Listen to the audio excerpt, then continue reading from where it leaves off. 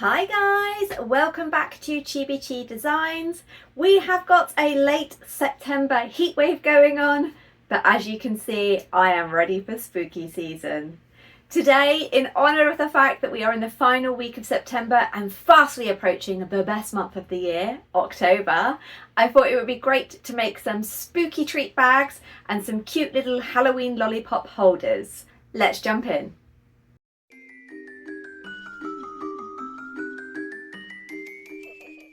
So in order to create these designs, we are going to need some spooky cardstock. And of course, we're being sponsored by the amazing paper Cutz, who have kindly provided us with the cardstock for today's video. The great thing about paper Cutz cardstock is that it cuts beautifully on my Silhouette Cameo. It's available in a range of different colours, sizes and GSM. I'm going to be using A3 today, but you could easily do this with A4. Check out their website, I will drop the link down below. We're also going to be using double-sided tape. This one's on a roller, it just gives a nice clean finish. And of course, my Silhouette cutting machine. Obviously, we're going to need some templates to cut, and I'm going to be using both purchased from Silhouette Studio and some of my own that I've made. The ones that I've made, I'm going to be giving away free. You just need to follow the link down in the description box. Remember, this is going to be for personal use only, so no selling. You can also use extras such as tissue paper and embellishments, but this is optional and completely up to you. So let's get started with those Halloween treat bags. First, we're going to start on a blank A3 page and we're turning off the registration marks. Then I'm going to go through all of the different Halloween treat boxes and just resize them to the A3. You can obviously do that to A4 if you prefer. Then I'm heading over to the Silhouette design store and searching for Halloween treat boxes. Once I found one that I like, this one is a coffin box by Laurie Whitlock. I'm going to add it to my page, separate all of the different items and then just make sure that I've got the bits that I'm going to be cutting. My cut settings for is Force 27, Blade Depth 3, Speed 4, 2 passes and overcut on. So we're going to start with cutting all of the black parts of the bags first of all. So I'm going to turn on my Silhouette cutting machine. My one comes with a little extended table.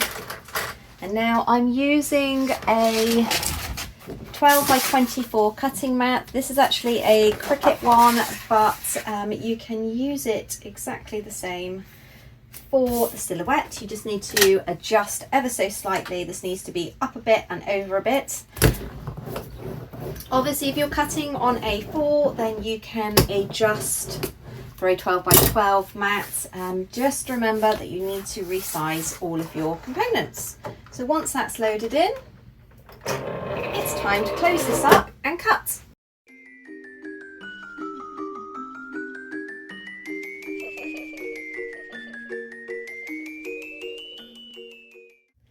So now that we've got all of these awesome designs cut out, it's time to start assembling. The great thing about these is that they look super cute, but once they're all cut, they are very quick to assemble. You have two options with the designs that I've made. You can either have them as is, so they just fold up into a bag and then you can use tissue paper or you'll be able to see the treats through them.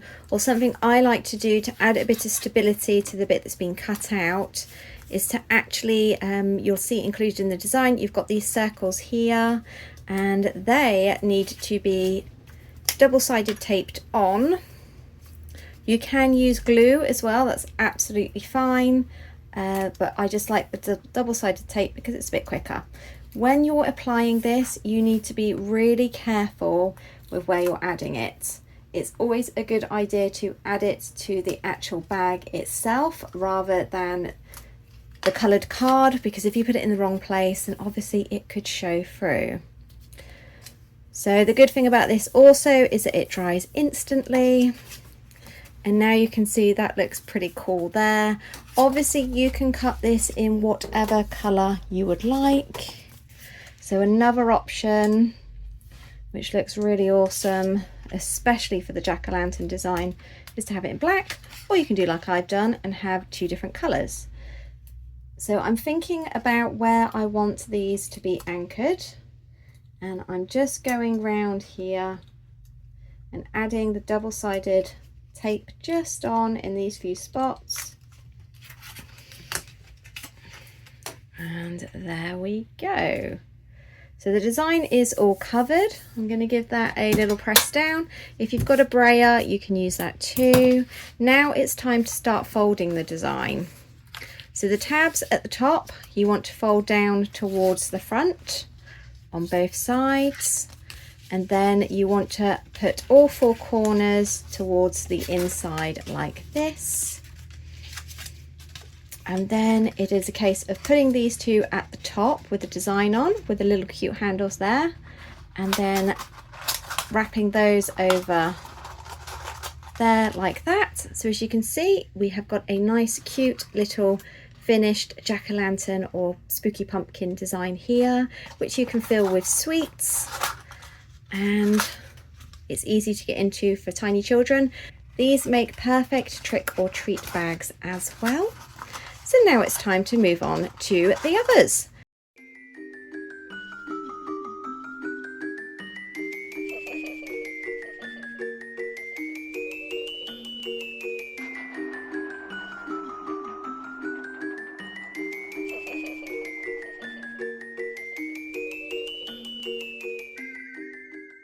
Okay, so this design is ever so slightly different. We have this cute little bat and also this cute little spider. So the way these two work are very similar to how the pumpkin, Frank and skeleton one at the back work, but there are obviously some very minor differences, mainly just the shape of the bag.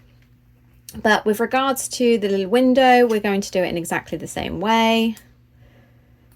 So I'm going to put some on the bat as well, just to make sure it's all nicely stuck down.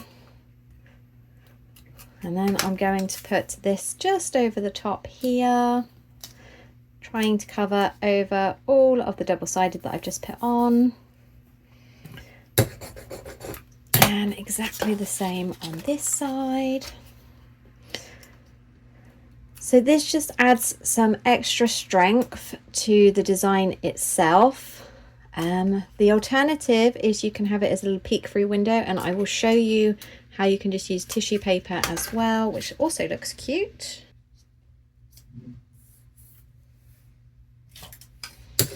Okay, so similar to the other bags, the side bits go in. The handles at the top are stretched, folded down towards the design. You can see how cute they look. Obviously you can use whatever color combination you want. And then these bits fold in like so. There we go. The one thing I would say is when you're placing these, make sure that you do not cross the fold line, otherwise it makes it incredibly difficult to actually make the bags come together. So same again, I'm going to pop the handles over one at a time. And this one looks more like a little handbag, or for our American viewers, a purse. But see how cute that is there? That would be great for some like little Milky Way miniatures or Mars bar miniatures. So now we're going to do the same with the cute little spider one.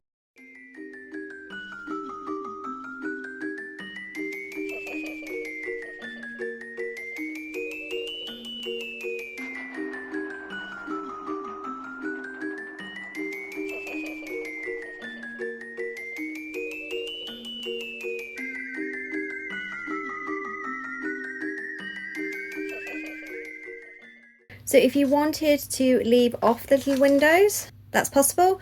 Obviously it looks like that. You can see through to the other side, and I will show you what it looks like when you've got the treats in. So that looks quite cute, but it's a little bit difficult to see the spider here with all of the different colours going on. So another alternative is to use tissue paper. So you can just use whatever colour you would like. Make sure that it covers over the main bulk of the design. Pop in your sweets in the middle. Fold it all round and seal it up.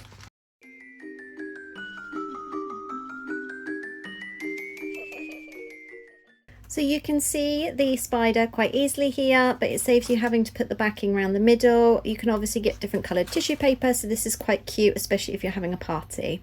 Okay, so these are the pieces for the coffin box that I actually purchased. It is a Laurie Whitlock design. For those of you that have Silhouette Cameo, you will know that she is pretty popular. I have quite a few of her designs. She's a really good designer and her files always work really well. So we are now going to assemble her coffin. We have a base and a lid and some little detailing as well. So we're going to start with obviously the black, and again I'm going to be using the double-sided sticky tape. So the first thing that we need to do is fold in all of these little tabs, just like so. And then there's also these bits here which obviously wrap around the coffin shape. So we're just folding them all in the same direction. Perfect. And then we are going to start from the bottom, and we're just going to make sure that this all fits and that I know exactly where it's going before I start sticking down, because you don't want to start with a double-sided tape and then realize that you've got it completely wrong. So that's the shape that we are going for, and I'm now going to add double-sided tape around here so that we can press that in.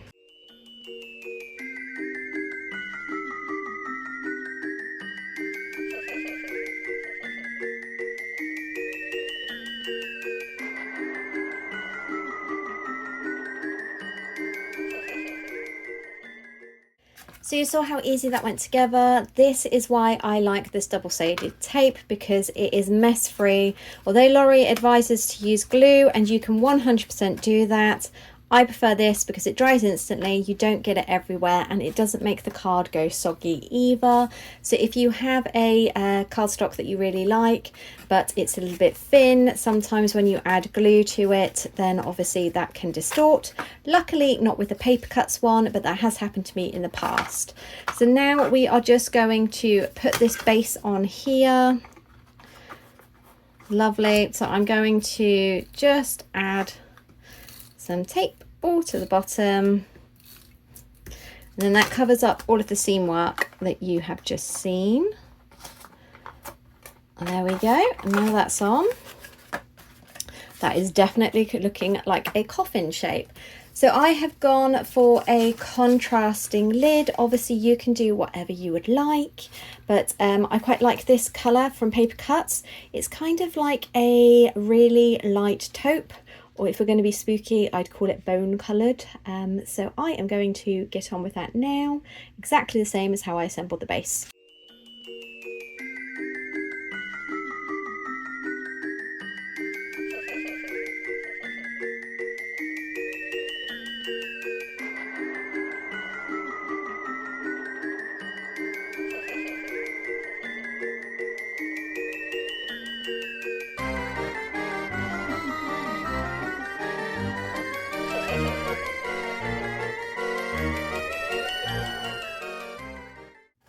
So how cute has this little box turned out? So you can pop your treats in there.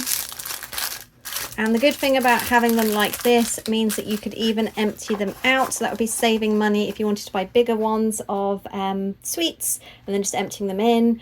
And then you could have them all stood up on the food table, which is really cute. I think if I'm going to do this again, which I definitely am, I would make the lid itself black as well, with either purple or green here, and then make the skull this bone colour. The other thing that you can do is hop over to Canva. They've got some amazing decorative patterns which would look really cool printed off on some of the Paper Cutz photo adhesive paper, and then you could just stick them straight on. You wouldn't even need to use the double-sided roller. So we have got so many different cute little treat bags. The good thing is that with these Silhouette Studio files, you can resize them to whatever size you would like. These are a good size if you're just making them for your kids, because obviously you would need quite a lot of treats to fill up. These are really helpful if you're just having a little party, or perhaps for some class gifts. So for the designs that I'm giving you, we have got Frankie, cute little spider, skeleton, pumpkin, and the bat. These have all been made so you can either shrink them down to smaller and make them on A4, or for the larger sizes you can use A3 from Paper Cutz, or you can shrink them down and just put a couple on a page, which is perfect if you're making out lots of party favour gifts. I really like how this little gift box turned out, and like I said, there is so much more room for embellishing this as well. You don't have to completely stick to the template, you can add your own embellishments and just really go wild, get creative and come up with something completely unique. So now we're going to move on to lollipop holders, and I have got the cutest one that I purchased from the Silhouette Studio store. So we're going to start by searching for Halloween lollipop holders, and I found this wonderful one here by Magic Art Lab. Then I'm going to fill my A3 page with the separated backing for this back design. Once that's done, I'm going to use cut settings of 26, force, blade depth 3, speed 4, double cut and overcut on. How adorable is this little bat design? It comes in 2 parts as you saw over in Silhouette. So we need to stick down the bat to this. It's also double-sided. So let's start assembling. So I've just got a piece of acetate here to protect my surface, because for once I'm actually going to be using a Pritt stick.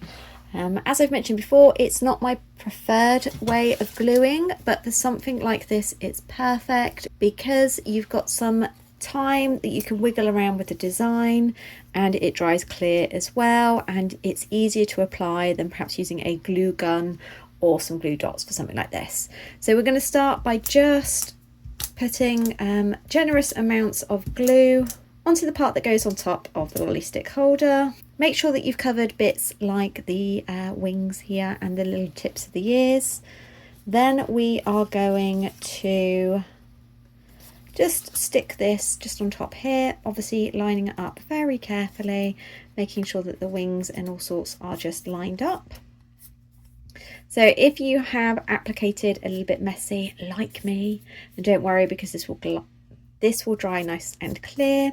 So now we obviously need one for the other side. So make sure that all of the little details have been cut out properly, and then exactly the same again.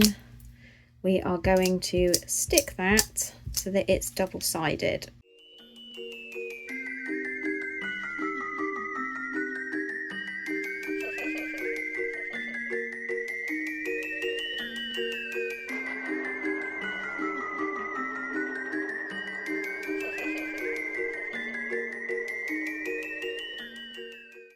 Okay, so I've purchased this huge 150 bucket of lollipops from Amazon because I am hoping to make a few different designs for Halloween, Christmas, etc.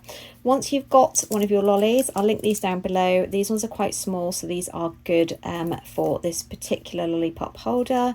You need to feed the stick through the base hole, then try to make it so that the sticker or anything like that of the design is showing at the top. It's not to the side or like that, because it will show through a bit too much.